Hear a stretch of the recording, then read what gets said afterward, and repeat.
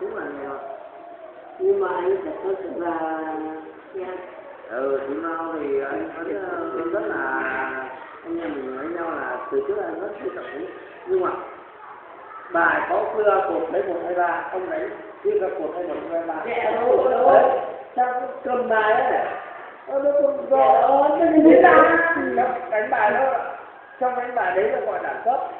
Chứ còn thì cái Bài này đó mai là cái đánh 3-4 năm anh vỡ cột, nhưng mà thực ra nó kéo đấy là cột ông làm nào.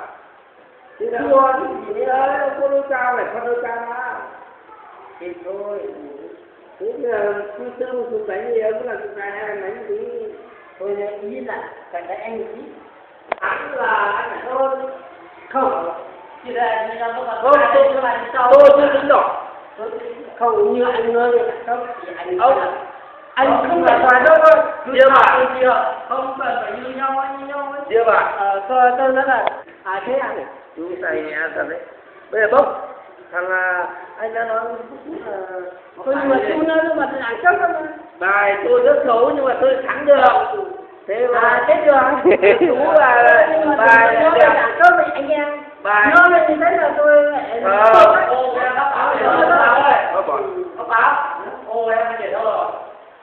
cái bài này này. Chưa bài đấy là quy ra anh nói quy ra của đồng tiêu này đợi là tên anh thôi. Nên là thôi.